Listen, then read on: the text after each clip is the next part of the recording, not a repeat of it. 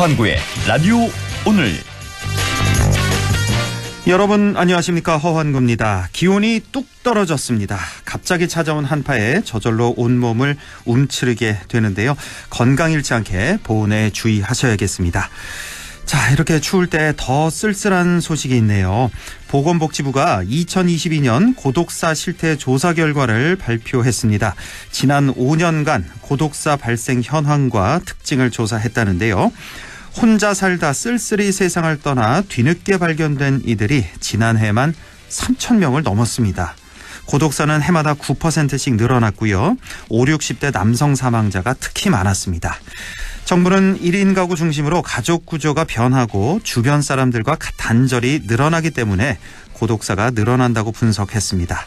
통계청에 따르면 지난해 1인 가구는 전년보다 8% 증가해서 전체 가구의 3분의 1, 33%를 차지했네요. 고독사 예방을 위한 대책이 절실합니다. 12월 14일 수요일 라디오 오늘 광고 듣고 시작합니다. 이경이에요. 연말정산 때 환급 못 받는 분들께 음악 하나 띄워드릴게요. 모바일 퇴직연금의 진단관리부터 직접 찾아가는 전문 컨설턴트까지 하나은행 연금닥터. 퇴직연금 IRP는 가까운 하나은행에서 만나요. 원금 손실에 유의하시고 자세한 내용은 하나은행 홈페이지를 참조해주세요. 안녕하세요, 장성규입니다. 컨텐츠가 쏨, 자격증을 쏘 어디서든 쏨, 평생 무료 쏘 온라인 교육 선도하는 선두주자 쏨사, 컨텐츠가 강한 송실사이버대학교. 네, 여기는 지프 전시장입니다. 여러분의 뜨거운 성원에 힘입어 지프가 연말 특별 프로모션을 준비했다는데요. 12월 한 달간 최대 1,099만 원 할인부터 전 차종 다양한 혜택까지. 올해 마지막 기회 놓치지 마시기 바랍니다. 지금 바로 지프 전시장으로 문의하세요. 네, 라디오 오늘 수요일 순서 시작합니다. 일부 새로운 시각으로 지역의 문제를 함께 생각해보는 허승규의 청년생각, 안동청년공감네트워크 허승규 대표와 함께하겠고요. 2부 이슈 오늘에서는 최근 한국의 탈춤이 유네스코 인류 무형문화유산으로 등재되면서 안동시가 유네스코 세계문화유산, 기록유산, 인류 무형문화유산까지 3관왕에 오르는 쾌거를 달성했죠. 잠시 후 안동시 이상일 문화유산 과장 연결해서 다시 한번 짚어보겠습니다. 이어서 각종 설문조사 결과를 갖고 우리 사회 분석해보는 시간, 배종찬의 리서치 오늘도 함께하겠습니다. 라디오 오늘 생방송 놓치신 분들은 유튜브로도 다시 들으실 수 있습니다. 많은 애청 바랍니다.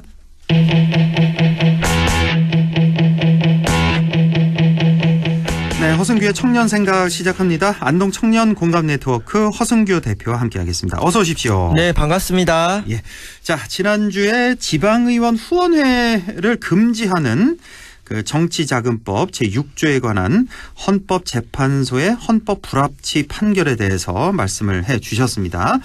자, 오늘은 어떤 주제 준비하셨나요? 네, 드디어 경북 군위군의 대구광역시 편입이 확정되었습니다. 제가 2달 전에 군위군이 대구에 편입되면 경북 북부권에 어떤 영향을 미치는지 국회의원 선거구 획정을 주제로 말씀드린 적이 있는데요. 예. 이제 편입이 확정된 만큼 좀 더 깊은 이야기를 드리고자 합니다. 네, 말도 많고 탈도 많았던 군위군 대구 편입 확정이 됐습니다. 자, 관련법이 지난 12월 8일이었죠. 국회 본회의를 통과했는데요. 내년 7월 1일부터는 이제 군위군이 대구광역시 군위군이 되게 됩니다. 자, 이제 그러면 군위군을 지역구로 둔 경북의원 또 국회의원도 소속이 바뀌게 되는 거죠? 네, 현재 경북 군위군이 지역구인 박창석 도의원은 내년 7월 1일부터 대구광역시의원이 됩니다. 예. 그런데 지역구 국회의원은 좀 복잡합니다. 현재 군위가 포함된 국회의원 선거구는 군위의성 총속 영덕 4개 군에 걸쳐져 있는데요. 네. 국회의원 선거구는 같은 광역자치단체 안에서 획정하는 것이 원칙입니다. 네. 즉 군위는 대구광역시 내의 인근자치구인 동구와 선거구를 합치게 되고 경북 선거구에서 빠지게 됩니다. 예. 자, 그래서 이제 군위는 이제 대구로 가는 건데, 대구 뭐 인근자치구 동구가 있나요? 대구에? 네, 붙어 있습니다. 그쪽으로 가면 되는데, 문제는 이제 남아있는 우리 지역에 의성, 청송, 영덕이란 말이에요. 군위와 함께 4개 시군이 이제 그 선거구였는데 이제 3개만 남게 되니까 그럼 어떻게 하느냐. 이 3개 군의 인구수가 그 국회의원 선거구 인구 하한선에 또 못 미치잖아요. 어떻게든 조정이 돼야 되겠죠. 먼저 국회의원 선거구 인구 하한선 기준이 무슨 내용인지 말씀드리면 예. 현재 국회의원 선거구 인구 편차 기준은 2대 1입니다. 예. 그 대한민국과 포르투갈 축구 경기 스코어 생각하시면 되는데 예. 이게 헌법재판소 판결로 정해진 기준이라서 헌법이랑 같아요. 예. 그래서 최대 선거구 인구와 최소 선거구 인구가 2배를 넘으면 안 됩니다. 이게 무슨 말이냐면요. 예. 인구 차이가 너무 커버리면은 인구가 많은 선거구의 2등 낙선자가 인구가 적은 선거구의 1등 당선자보다 표를 더 많이 얻을 수가 있어요. 예. 그러니까 서울 강남에서 2등한 사람이 이제 안동이 1등한 사람보다 표가 더 많은 경우가 생기는데 그렇죠. 즉 대한민국 전체적으로 보면은 국민의 지지를 더 적게 얻은 사람이 국회의원에 당선될 수가 있거든요. 그렇다고 이제 지역별로 인구수가 완전히 같을 수 없으니까 헌법재판소에서 그래 2배까지는 허용해 준다. 뭐 네. 10만 20만까지는 허용해 준다. 이렇게 해서 이제 인구수를 설정을 했는데요. 그 기준을 적용하면은 현재 국회의원 선거구 인구 하한선이 지난 총선 기준으로 13만 9천 명 정도 됩니다. 예. 무조건 이 수 넘겨야 되는데 예. 그 지난달 기준으로 의성, 총성, 영덕 합치면은 10만 9천 명, 약 11반 정도 돼요. 그래서 인구 그래요? 하한선에 예. 한 2만 9천 명 정도, 3만 명 가까이 부족한 상황입니다. 아, 그래요? 군의가 빠져나가면 네. 이제 11만 명이니까 뭐 이번에 인구 하한선이 어떻게 될지는 아직 모르겠지만 지난 총선 기준으로 하자면 13만 9천 명이었으니까 한 뭐 2만 9천 명 정도 현재 모자랍니다. 자, 그렇다면 어떻게든 조정이 돼야 될 텐데 그래서 뭐 이 시간에 우리 라디오 오늘 시간을 통해서 많이 얘기가 좀 됐습니다만은 울진을 갖다 붙이느냐 뭐 예천을 떼서 붙이느냐 이 얘기가 계속되고 있잖아요. 어떤 방법이 있을까요? 네, 기존의 경북 선거구를 최대한 존중하는 것을 전제로 그 안동 예천 선거구를 분리해서 예천을 붙이는 방법이 있습니다. 그러면 이제 안동이 단독이 되는데요. 예. 이렇게 되면 이제 지도를 보면은 4개 군이 모여 있는 것이 아니라 예천, 의성, 청송, 영덕 이 니은자 모양으로 예. 길게 이렇게 늘어집니다. 이 생활권도 매우 멀어지는 게 있고요. 특히 도청 신도시를 공유하는 안동시 예천 선거구가 분리가 됩니다. 이 도청 신도시 설립 이후에 생활권이 같은 안동 예천을 합치고자 그 지난 총선 앞두고 그 선거구 바로잡기 운동본부라는 단체가 활동을 했을 정도로 네. 지역민들이 아래로부터 이렇게 합친 거거든요. 예. 근데 이걸 분리하게 되면은 이 4년 만에 과거로 되돌아가는 거고 지금 도청 신도시의 각종 그런 행정 현안들 해결이 더 어려워지게 됩니다. 그렇죠. 그런데 예. 지난 12월 3일 국민의힘 주호영 원내대표가 대구 경북 언론인 간담회에서 이 군의군 편입으로 선거구 일정 관련 질문을 받으니까 예. 이렇게 답변하셨어요. 어떻게요? 그 예천을 의성, 청송, 영덕에 붙이면 된다. 안동은 독립선거가 된다라고 발언을 했거든요.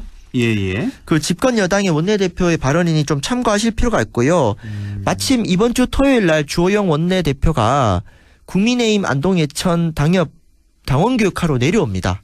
아, 그래요? 네, 그래서 이 방송을 들으시는 국민의힘 안동 예천 당원분들께서는 그날 좀 손을 들고 주호영 원내대표한테 이 선거구 어떻게 되느냐라고 좀 질문을 해주시면은 네, 고맙겠습니다. 그래요. 지난 12월 3일에 이런 간담회에서 이런 발언이 있긴 있었군요. 예천을 갖다 붙이겠다. 예. 근데 어떻습니까? 이거 뭐 크게 고민을 좀 하고 한 발언인지 모르겠네요. 그러니까 예천을 갖다 붙이면은 그 인구 하한선 기준은 바로 지킬 수가 있죠. 그렇죠. 근데 이제 문제가 이제 도청 신도시에 대한 생활권 문제인데 예. 그래서 이제 다른 방법으로는 그 영주, 봉화, 영양, 울진 선거구에 울진을 편입하는 방법이 있습니다. 예. 그러면은 의성, 청성, 영덕, 울진 뭐 이렇게 되고요. 이렇게 되면 또 영리은자가 되겠군요. 네, 또. 그렇죠. 예. 이렇게 하면 이제 뭐 또 울진과 영덕이 환동의 권역으로 묶이니까 예. 뭐 예천을 합치는 것보다 나아 보이기도 하는데 예. 근데 사실 이렇게도 너무 넓어져요. 어떻게 뭐 하든 마찬가지죠, 뭐. 이제 선거구가 너무 넓어지는 문제, 그렇죠. 생활권의 불일치 문제는 그대로 있습니다. 예. 아니면 아예 전면적으로 다시 경북 전체를 새롭게 편하는 그 제3의 길이 있는데 예. 그것도 복잡하죠. 그렇죠. 근데 문제는 현재 공직선거법 제24조 1항에 보면은 국회의원 지역구를 선거 1년 전까지 확정돼야 된다라고 법에 나와 있어요. 아, 원래는요, 법에 1년 전까지 확정해야 된다고요? 즉, 선거구 획정을? 네. 그 계산해 보면요. 선거 1년 전인 2023년 4월 10일까지 해야 되는데 예. 이제 바쁜 연말 뭐 송년회도 해야 되고 바쁘니까 이제 내년 1월 1일 기준으로 하면은 딱 100일 남습니다. 딱 100일이네요. 네. 네, 4월 10일까지. 과연 100일 동안 경상북도 북부 지역 선거구 획정할 수 있을까요? 네. 저는 뭐 안 된다에 한 표 합니다. 네, 그렇죠. 그러니까 이게 방금 말씀드린 의성, 청성, 영덕, 안동, 예천, 울진 다 지금 이 관련 있는 지역인데요. 예.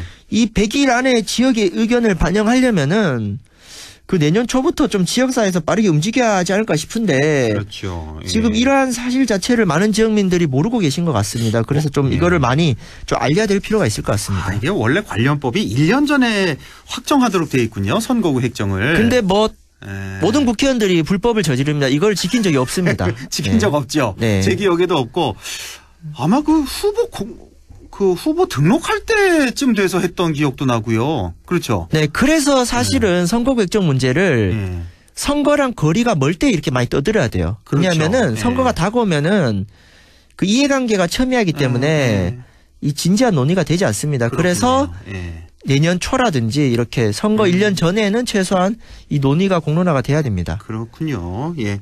자, 이 100일 안에 지역민들의 의견을 최대한 수렴해서 지역사회 공론을 모으기까지. 글쎄요. 제가 보기에는 거의 뭐 좀 불가능해 보이긴 한데 왜냐하면 지금까지 해온 걸 우리가 봤기 때문에. 자, 그런데 이 지방 소멸 시대에 매년 인구가 감소하니까 선거 때마다 지역 대표성 확보하기가 쉽지가 않습니다. 이거 좀 근본적인 대안은 없을까요? 네, 지금부터 제가 현실 가능성이 전혀 없는 하지만 교과서에 나오는 대안들을 말씀드리면요. 현실 가능성은 없지만. 예. 네, 한번 지역민들이 판단해 주세요. 첫 번째, 예. 의원 정수를 대폭 늘리면 돼요. 그러니까 현재 300명인데 예. 국회의원 숫자를 100명 정도 늘리면요. 뭐 비례대표 100명, 지역구 300으로 하면은 인구 하한선이 한 10만 명까지 내려가요. 아, 그래. 이 하한선이 내려가는군요. 네, 숫자가 많아지니까 예, 그래서 의성, 청송, 영덕 3개군으로 선거구가 유지가 됩니다. 네. 근데 우리 국민들이 가장 싫어하는 얘기가 이 의원 숫자 늘리는 거니까. 우리가 몇 주 전에 얘기했잖아요. 네, 이거는 뭐 국민정서법, 국민정서상 이게 용납이 안 될 것 같고요. 예. 두 번째 대안은 헌법 개정을 통해 국회의원 선거구 획정 기준의 인구수 말고 우리 다른 정치 선진국처럼 다른 기준들 이를테면 면적이나 지역 균형 발전 같은 거를 집어넣으면요. 예. 그 2대1 기준 아닌 기준으로도 선거구 획정을 할 수가 있는데요. 근데 아나운서님 예. 헌법 개정 당장 할 수 있을까요? 헌법 개정 당장 안 되죠, 당연히. 예. 네, 우리 경북 북부 시군 그 안동 MBC 다 힘을 써도 이거 안 되지 않습니까? 예, 안 됩니다. 예. 그래서 그 인구가 줄어드는 우리 경북 북부 지역 같은 경우 국회의원 선거구를 지키기 위한 근본적인 해법이 당분간은 그 가능성이 낮습니다. 그래서 이거는 장기적으로 좀 논의를 열어가야 되지 않을까 싶습니다. 근본적인 대안 지적을 해 주셨네요. 교과서에 나오는 대안. 첫 번째, 의원 정수를 확대하자. 그러면 인구 하한선이 내려가니까. 예. 그리고 두 번째가 헌법을 개정하자. 그래서 뭐 지역 면적이나 지역 균형 발전 이런 항목을 집어넣자. 이런 두 가지 대안을 말씀을 해 주셨는데 저는 첫 번째가 마음에 드는데요. 의원 정수 확대를 해서 대신 그 세비는 그 전체 총 액수는 그대로 유지를 하는 거죠. 예. 하고 의원 정수 늘려서 국회의원들의 기득권을 좀 내려놓는 그런 방향으로 가는 게 어떨까 싶기는 한데요. 좀 먼 얘기 같고요. 자, 그런데 참 이 두 가지 이 대안 말씀해 주셨는데 인구가 감소하는 우리 지역 입장에서 선거구 획정 문제 참 어렵고 답답한 문제인데요. 계속 지역구가 이렇게 넓어지잖아요. 면적 자체가. 인구가 적어지니까. 차라리 이런 건 어때요? 그 경북의 지역구를 지금 뭐 우리 북부 지역만 생각해 보자면 4명이잖아요. 국회의원. 네. 이거를 다 합치는 거죠. 네. 다 합치고 여기서 4명 뽑는 건 어때요? 네, 뭐 선진국에서 많이 한 제도인데요. 그래서 저는 이제 근본적인 질문을 좀 던져야 할 시점이라 생각합니다. 과연 국회의원을 선출하는데 지역구 대표성이 지금 21세기에 얼마나 중요할까? 또 나라 전체 일을 하는 국회의원이 특정한 시군 대표성 중심으로 하는 게 맞을까? 뭐 이런 고민이 있습니다. 네. 그래서 어차피 인구 감소로 지역 대표성이 불확실해진 상황에서는 국회의원은 아예 경북 지역 단위로 넓게 뽑아서 쓰고 네. 지역 대표성, 시군 대표성은 지방분권 확대나 기초자치단체 권한을 강화하는 방식으로 이렇게 별도로 예소할 수 있습니다. 그러니까 국회의원이랑 예. 기초지방자치단체 역할을 좀 이제 구분하게 되는 거죠. 그래서 의원 정수를 그대로 두면서 국회의원을 선거구별로 한 명씩 뽑는 소선거구제 자체가 인구가 감소하는 지방소멸시대에 과연 적합하냐. 특히 경북 북부 지역은 답이 없단 말이에요. 예. 우리 지역민들 스스로가 이 제도 자체를 좀 다시 세팅해야 된다. 좀 함께 생각해보면 좋겠습니다. 이 말씀 드리니까 이게 제일 마음에 드는데요, 저는. 네, 그렇죠. 뭐 우리 예를 들어서 뭐 어떤 뭐 우리 지역에 뭐 예산을 하나 따왔다. 그러면 각자 다 자기가 노력해서 땄다 그러잖아요. 국회의원은 이거 내 힘으로 했다 그러고 시장 군수는 또 자기 힘으로 냈다 그러고 지방의회 의원들은 또 자기가 노력해서 냈다 그러고 자기 치적으로 다 가져가잖아요. 그러니까 그렇게 하지 말고 국회의원과 시장 군수의 역할을 이렇게 명확히 구분하는 지역 대표성은 시장 군수에게로 주고 괜찮은데요. 그러니까 국회의원이 좀 더 네. 광역적인 문제를 해결해야 되는 게 사실 국회의원들이 하는 다수 일들이 특정 네. 시군 문제가 아니에요. 그럼요. 당연하죠. 뭐 철도나 네. 낙동강 문제 이런 것들은 네. 경북 권역으로 오히려 활동을 해야 되기 때문에 예. 이 부분은 좀 우리 같이 고민해 봤으면 좋겠습니다. 그래서 여기서 한 발 더 나가서 예를 들어 우리 북구 것만 생각하면 우리 소선구제를 좀 중대선거구제로 나가자 이런 얘기 많이 하잖아요. 그래서 4명을 뽑는데 여기에 한 정당에 2명씩만 당선이 될 수 있도록 2명씩 후보를 낼 수 있도록 그럼 다른 당도 2명이 나올 수가 있잖아요. 전라도 쪽도 마찬가지고 그렇게 하면은 어떻습니까? 네, 그리고 한 지역 3명, 정치. 4명까지 예. 되면 예. 그렇게 제안을 안 해도 이 다른 정당의 그렇겠죠. 국회의원이 탄생하는 맞아요. 시뮬레이션이 나옵니다. 예. 그래서 아마 경북 북부 이 안동 MBC 라디오 권역으로 치면은 4명까지는 못 나올 것 같고 예. 사실 3명도 이렇게 좀 인구가 좀 빠듯하긴 해요. 그렇죠. 그래서 이런 논의도 같이 펼쳐졌으면 좋겠습니다. 좋겠네요. 예. 자, 법적으로는 내년 4월 10일까지 국회의원 지역구 확정해야 된다는 말씀하셨는데 자, 앞으로 그럼 이 논의를 어떻게 풀어 나가야 될까요? 네, 일단 내년 초부터 지역의 정치권, 언론, 정당, 학계, 시민사회가 함께 시군별 토론을 계속 열어야 됩니다. 그래서 2가지 쟁점을 동시에 논의해야 된다. 첫 번째, 선거구 획정, 현재 선거제도 안에서 뭐 울진을 붙일지 예천을 붙일지 이런 거 논의해야 되고 예. 2번째는 어떤 선거제도가 지방소멸시대에 적합한지 논의해야 됩니다. 그래서 만약에 중대선거구제 도입되면은 경북 북부 지역은 진짜 한두 개 선거구로 다 통합될 수가 있거든요. 예. 그런데 이렇게 갑작스러운 제도 변화에 대응할 수 있게 논의를 해야 되는데 근데 현재 시점에서 너무 조용해요. 허순규의 청년 생각에서는 계속해서 네. 얘기하고 있는데 이거 라디오 오늘만 해서는 안 되고 지역사회 원로, 주민자치회, 뭐 새마을 분여회, 읍면동 다 함께 이 논의가 좀 많아지기를 간절히 바랍니다. 예, 오늘도 아주 유익한 시간이 됐습니다. 군위의 대구 편입으로 인한 경북 북부 지역 국회의원 선거구 획정의 그 쟁점을 살펴봤습니다. 다시 한번 좀 정리를 해드리자면 인구 하한선에 못 미치기 때문에 의성, 청송, 영덕의 선거구 조정이 불가피하다는 점 이거 하나 우리 생각해야 된다. 그리고 선거구 획정의 법적 기한이 4월 10일이라는 점 그리고 지방소멸시대 국회의원을 선거구별로 한 명씩 뽑는 소선거구 자체에 대한 재검토까지 이렇게 얘기를 해봤습니다. 자, 지역의 정치권과 시민들이 놓치지 말아야겠습니다. 자, 내년에 있을 선거구 조정 과정에서 지역민들의 목소리가 담길 수 있도록 허승규의 청년 생각에서도 계속 살펴보겠습니다. 자, 오늘 허 대표님 말씀 잘 들었습니다. 고맙습니다. 네, 감사합니다. 네, 지금까지 안동 청년 공감 네트워크 허승규 대표와 함께했습니다. 라디오 오늘 잠시 후 2부에서 뵙겠습니다.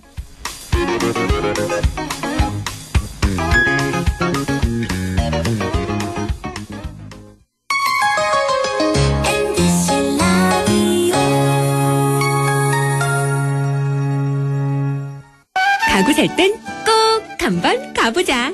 안동 명품 가구 백화점. 흑표 흑침대, 양성국 갤러리, 금성침대, 한국 가죽 소파, 장수돌 침대. 다양한 브랜드 가구를 한 곳에서 쇼핑할 수 있는 대형 가구 전시장. 안동 명품 가구백화점. 예, 며느라. 밥 했어? 설거지 했어? 쓰레기 버렸어? 청소했어? 빨래했어? 개밥 줬어? 아들 낳았어? 딸 낳았어? 아무것도 안 하고 싶다. 이미 아무것도 안 하고 있지만 더 격렬하게 아무것도 안 하고 싶다. 지금은 그냥 라디오만 듣고 싶다. MBC 라디오. MBC 라디오. 라디오 청취자 10명 중 4명이 듣는 방송 국가대표 라디오 MBC 라디오.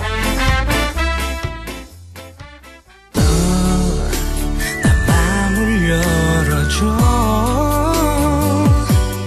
다가가 나 속삭이도록 언제나 내 생각으로 행복해야 해요.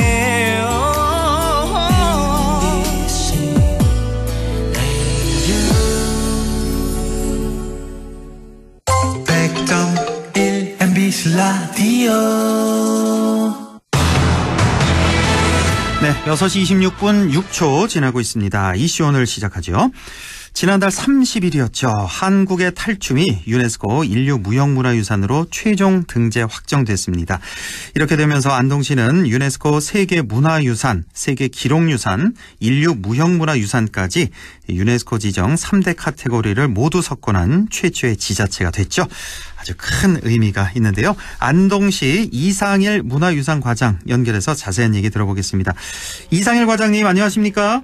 예, 안녕하십니까? 네, 이번에 유네스코 인류무형문화유산으로 등재가 됐습니다. 우리 한국의 탈춤이. 예. 자, 소감이 어떠셨는지요? 예, 모든 분들이 다 같은 마음이고 또 대부분 사람들이 살아가면서 누구나 한 번쯤은 경험했을 것이지만 늘소만한 것이 이루어지면 흥분되고 또 감격하고 한편으로는 약간의 착잡함 그리고 뿌듯함 등등 정말 상투적이지만은 만감이 고취하는 그런 기분이었습니다. 네.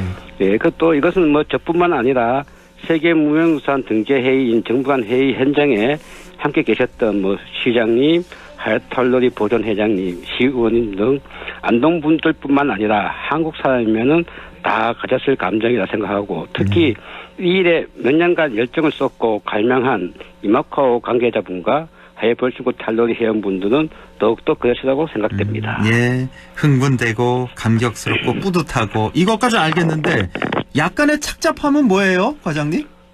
앞으로 또 이것을 어떻게 잘 활용할까 하는 그런 책임감 그런 정도겠죠. 예. 앞으로 또 걱정도 많이 되고 또 할 일도 많고 그래서 자 하회 별신구 탈러리의 인류 무형문화유산 등재를 위해서 공을 들인 게 한두 해가 아니라 수년 전부터라고 들었는데요. 그동안 어떤 과정을 거쳐오신 거예요?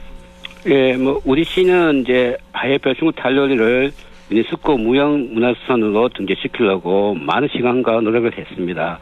사실 하회마을이 세계유산으로 등재되면서 그것을 계기로 하회벌신고 탈러리도 인류 무형유산으로 등재시키는 움직임을 다른 지자체보다 먼저 나섰고 또 본격적으로는 2017년부터 예산 지원을 해서 문화청과 협의하고 또 관련 전문가를 만나서 유기적인 협조 체계를 구축하는 등 그걸 시작으로 해서 해외 유사 사례를 견학도 하고 그리고 또 해외에 있는 다른 탈춤 단체와 교육 등도 추진했습니다. 그러니까 본격적으로는 5년쯤 된 거군요. 추진한 게.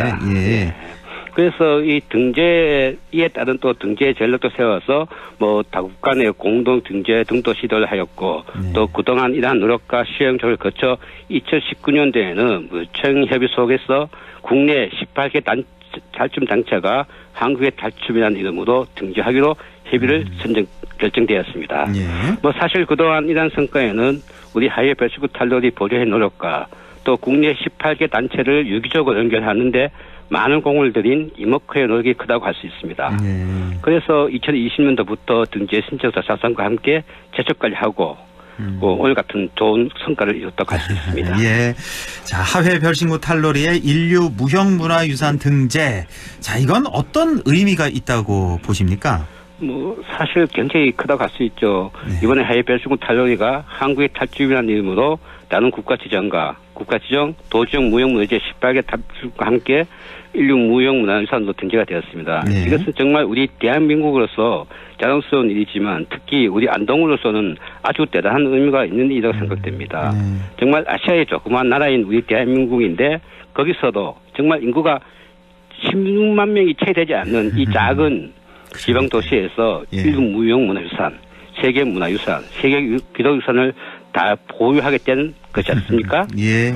이것이 이제 세계적으로 봤을 때도 매우 보기 드문 그 현상이고 또 우리나라에서도 순수한 지자체에서 세계유산의 세계 카테고리를 이룬 것은 유일하다고 할 수 있습니다. 예. 이것은 뭐 순전히 우리 안동의 정통성과 또 문화적 저력을 여지없이 보여준 그래서 세계가 안동을 바라보고 기억하게 하는 의미 있는 일이라고 생각합니다. 예.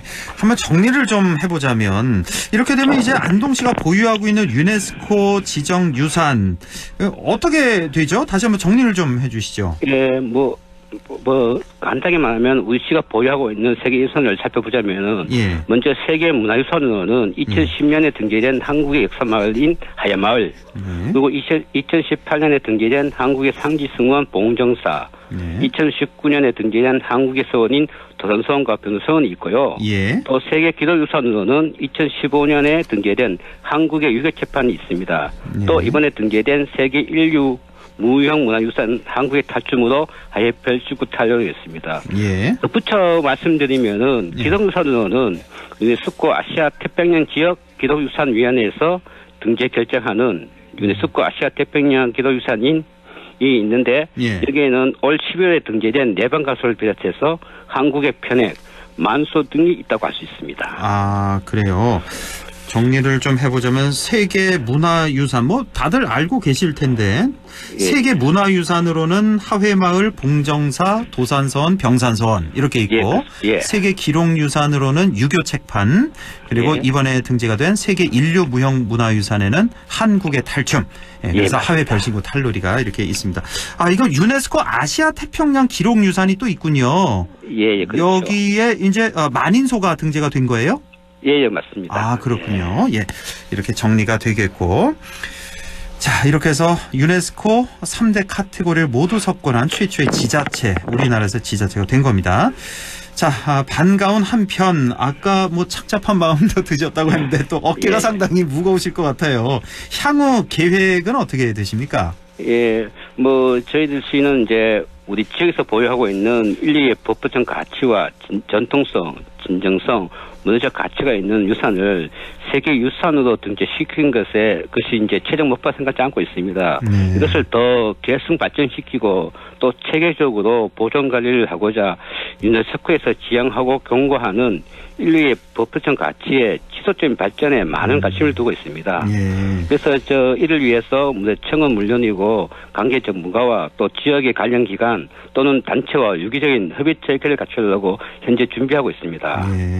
또 이러한 그 유기적인 체계의 협력 속에서 정말 인류의 법부적 가치를 지속적으로 보존 관리하고 발전시키는 방안 모색과 함께 이를 활용하는 프로그램 개발에 집중하여 우리가 지니고 있는 문화적 잠재력과 다양성을 널리 알리는 사업을 진행하고자 합니다.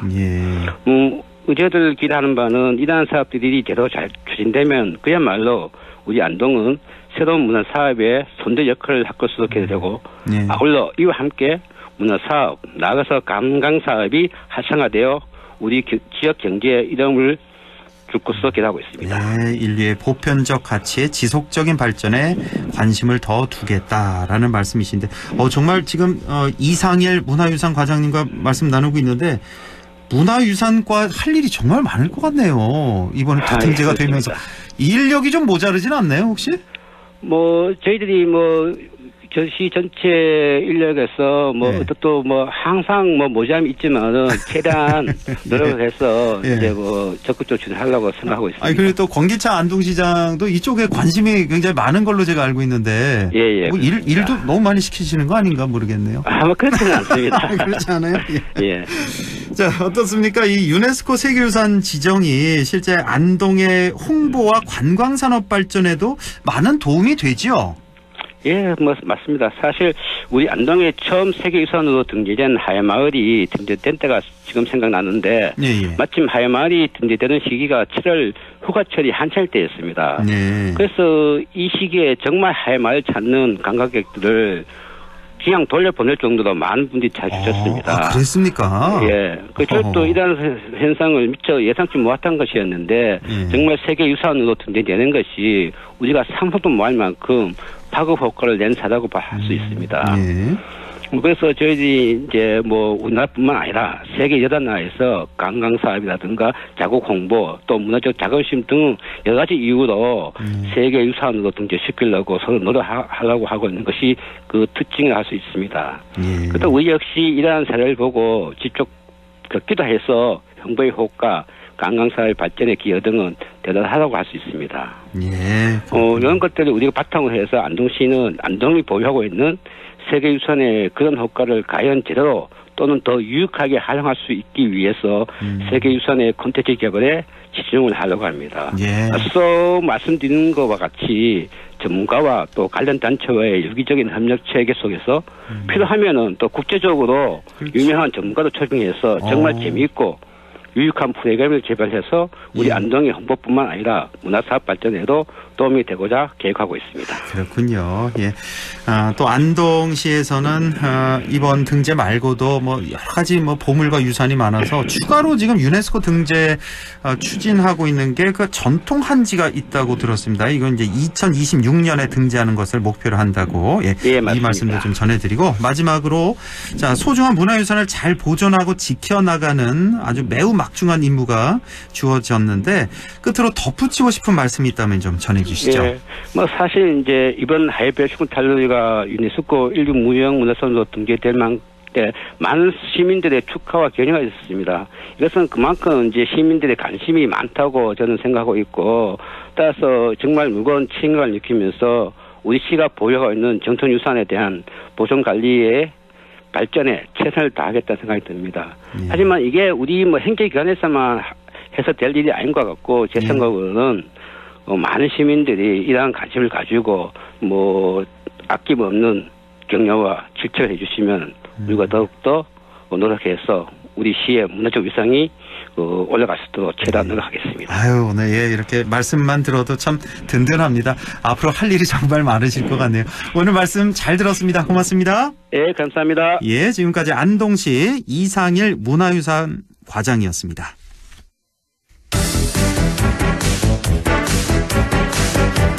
리서치 오늘 인사이트 K 배종찬 소장과 함께하겠습니다. 소장님 안녕하십니까? 안녕하십니까, 배종찬입니다. 예, 이번 주 대통령 지지율 추세부터 볼까요? 네, 우리 시간을 통해서 윤석열 대통령 지지율 계속 소개를 해드리고 있는데 지난 3주간 계속 대체로 어떤 조사이든 간에 좀 상승하는 그런 추세였거든요. 예. 오늘 소개해드리는 조사에서는 대통령의 상승에 약간 살짝 제동이 걸리는 모습입니다. 리얼미터가 미디어 트리뷴의 의뢰를 받아서 지난 5일부터 이제 9일까지 실시한 조사입니다. 예. 오늘 조사는 모두 중앙선거여론조사 심의위원회 홈페이지에서 확인 가능한데요. 윤석열 대통령 국정수행에 대해서 어떻게 평가하는지 물어봤습니다. 잘하고 있다는 긍정평가 38.4%로 직전 조사보다는 0.5%포인트 내려왔습니다. 네. 뭐 아주 작은 정도의 이 폭이기 때문에, 소폭이기 때문에 뭐 아주 큰 단어는 아닙니다. 제자리 그런 정도로 이제 분석을 해야 될 것 같은데, 계속 상승하던 추세에서 조금은 꺾인 결과로 나타났고요. 부정평가도 내려왔습니다. 58.8%로 직전 조사보다는 0.1%포인트 내려왔습니다. 그렇군요. 긍정 38.4, 부정 58.8 이렇게 나왔습니다. 자, 뭐 제동이 살짝 걸렸다는 표현을 해주셨는데 뭐 이유를 찾아볼 수 있을까요? 아니면 뭐 이유가 없는 걸까요? 글쎄요, 이제 대통령 우선 이제 지지율이 상승했던 요인을 먼저 분석을 보면 화물연대 파업 또 이제 법과 원칙을 강조하면서 윤석열 대통령 보수 지지층 지난 대선에서 윤석열 대통령에게 투표했던 이른바 윤찍 보수층, 윤찍 지지층들이 결집을 했다. 이렇게 우리가 분석을 했거든요.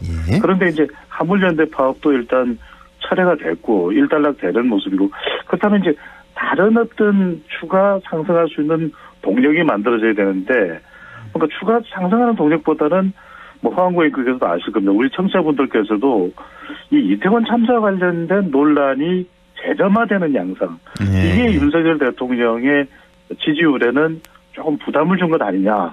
이렇게 풀이해 볼 수가 있는데, 왜냐하면 이상민 장관 거취와 관련된 부분이 또 상당히 지금 해임 건의안도 그렇고 논란이 또 재점화되는, 불거지는 그런 양상이고, 국민의힘 의원들의 이태원 참사와 관련된 이른바 막말 논란, 이 부분도 윤석열 대통령 국정수행에는 영향을 준 것으로 보입니다.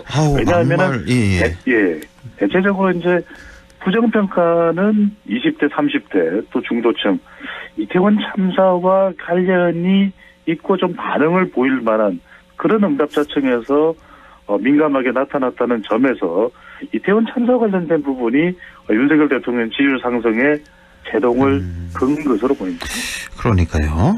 뭐 막말 말씀하셔서 그런데 뭐 사실 인터넷 댓글상에서의 막말이야 뭐 상당히 많았다는 거 우리 다 알고 있는데, 최근에 정치권에서 뭐 권성동 의원도 그렇고 어제는 또 창원시 한 의원이 또 막말을 해서 상당히 또 시끌시끌했는데 정말 조심해야 되겠습니다. 실명이 공개됐기 때문에 김민하 의원인데, 뭐 회원께서 말씀하셨던 대로 이태원 참사와 관련해서도 상당히 전반적인 국민들 정서와는 다른 감정을 나타내는 그런 의견들도 있습니다. 상당히 그게 이제 유가족들에게는 큰 상처가 될 수 있는데, 뭐 사람들이 이제 개인이 또 어떤 사안을 바라보는 데 있어서는 다른 생각이 있을 수가 있죠. 그럼요. 생각은 자유니까. 그럼요. 근데 이제 그게 공적인 자리에 있는 사람이 책임 있는 발언을 해야 되는 자리에 있는 사람이 만약 좀 무책임한 발언을 했다든지 또는 어떤 사회적으로 정리되지 않은 그런 막말 성격이 강한 발언을 했든지 이럴 경우에는 상당히 사회적 파장을 초래할 수가 있거든요. 그런 면에서 이 경남 창원시 의회에 소속되어 있는 김민하 의원, 국민의힘 소속입니다.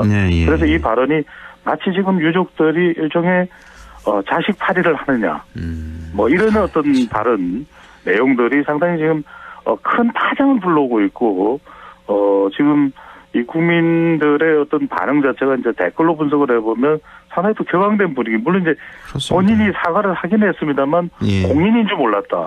이런 또 기가 막히더라고요. 그 말이. 해명 내용이 결국 해명이라는 것은 분더덕이 없는 사과를 되고, 지금 경남 또 더불어민주당에서는 사퇴를 요구하고 있고, 또 시민들도 사퇴 요구하는 목소리가 있고, 상당히 이 김민하 의원발 시의원입니다. 시의원발 논란이 상당히 불거지고 있습니다. 그러니까 이제 지방의회 보면은 자격 미달, 함량 미달 의원들 상당히 많고, 하기야 뭐 국회의원들도 많으니까요. 송원석 의원도 파장이 만만치 않은데 지금 본회의에서 국회 본회의에서 관련된 발언이 이번 이태원 참사가 좀 마약과 관련된 이게 원인이 된 거 아니냐, 또 이렇게 발언을 해서 경찰 특수본에서는 전혀 근거 없는 소리다, 이렇게 또 해명을 내놓고 있는 상황이고요. 권성동 의원은 전 원내대표이기도 하고 또 상당히 중진이기도 하고 윤석열 대통령과 또 가까운 관계에 있는 그런 의원이기도 하고 또 지금 당권 도전도 시사하고 있거든요. 그런데 마치 유가족 협의회가 구성이 된 것이 이게 정쟁에 휘말리는 것이다. 또 이용당하다가 마치 정치적으로 횡령이 될 수도 있는 것 아니냐. 이런 반응까지 내놔서 유가족들에게는 2차 가해다, 이런 지적까지 나오고 있습니다. 요즘 유가족분들 이제 인터뷰들 이제 한 분, 두 분씩 이제 많이들 하시는데 너무 그러니까 가만히 있을 수가 없는 거예요. 이런 소리를 들으면. 그렇습니다. 그러니까 2차 가해가 아니라 2차 살인이다라고까지도 표현을 하더라고요. 오늘 아침 인터뷰 보니까 정말 조심해야 됩니다.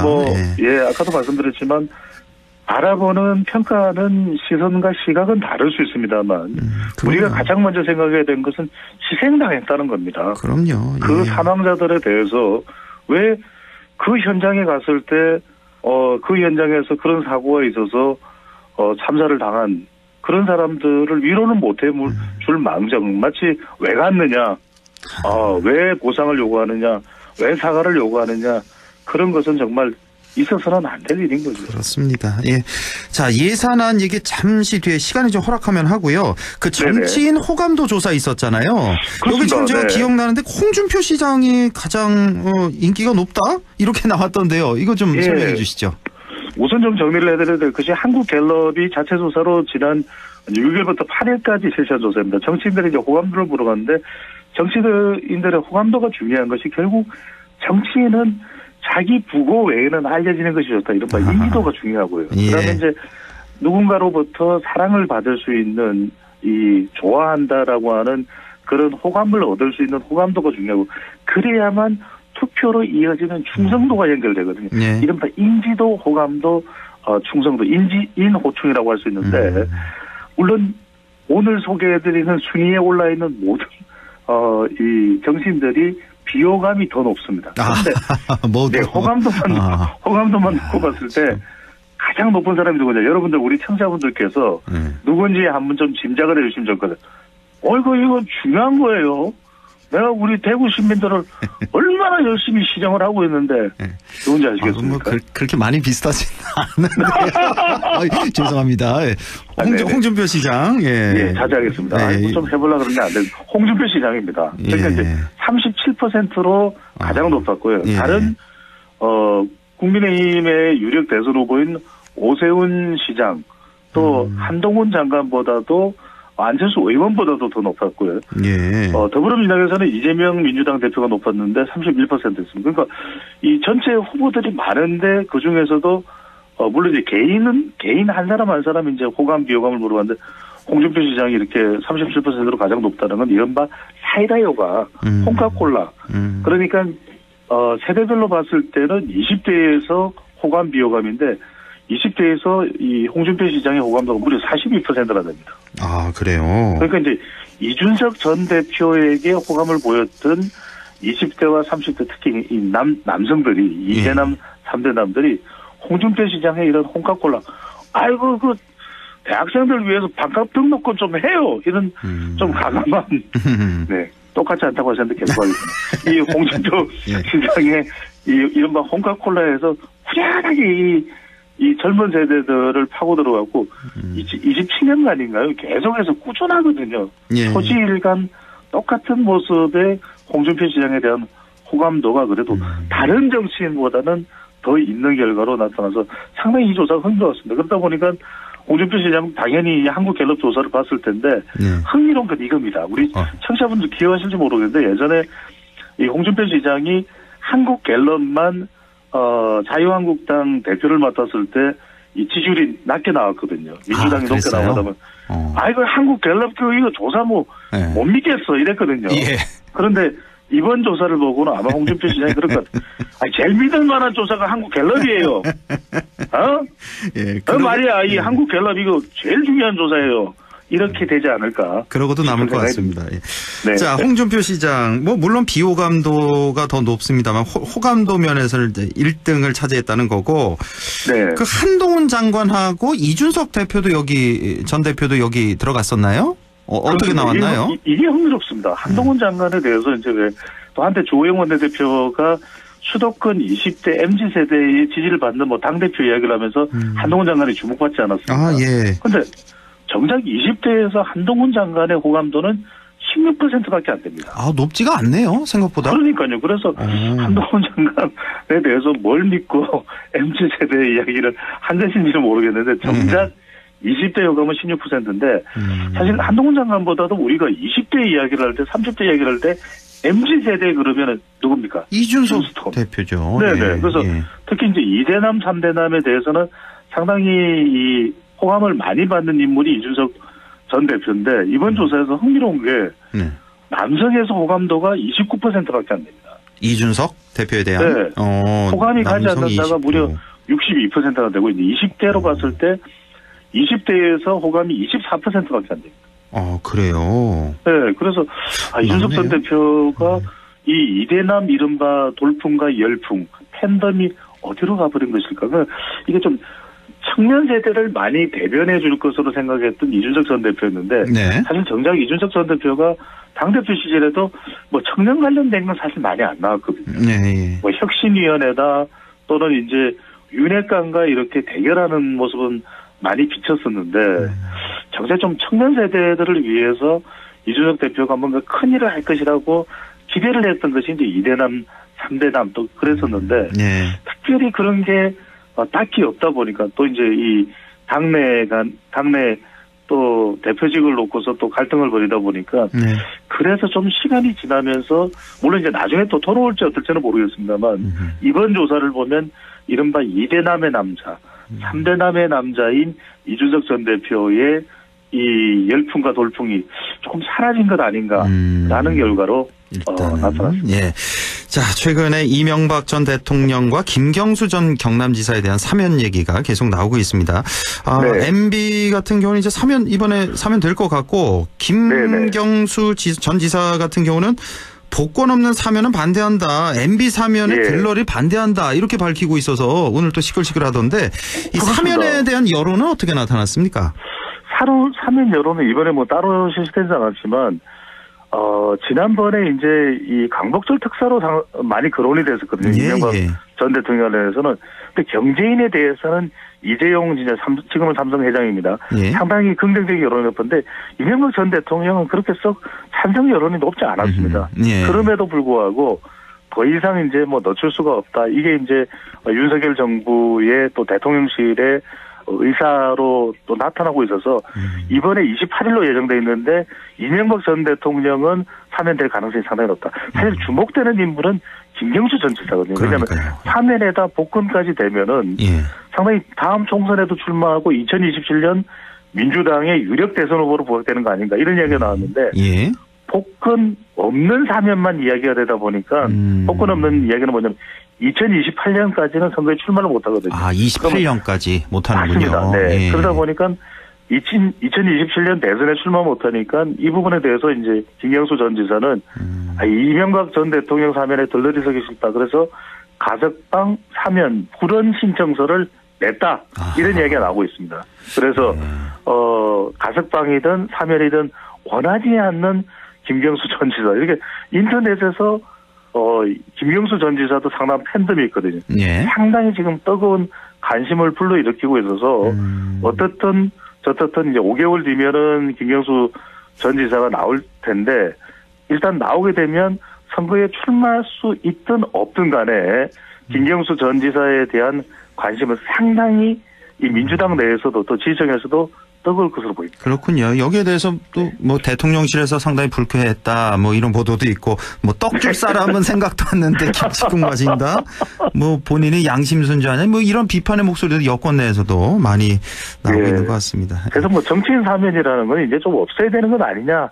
이런 여론도 한 번 더 환기되는 소환되는 그런 현상도 있었죠. 많은 분들이 이 사면권 이제는 좀 다시 한번 생각해야 되지 않나 이런 얘기가 많이 나오는 것 같습니다.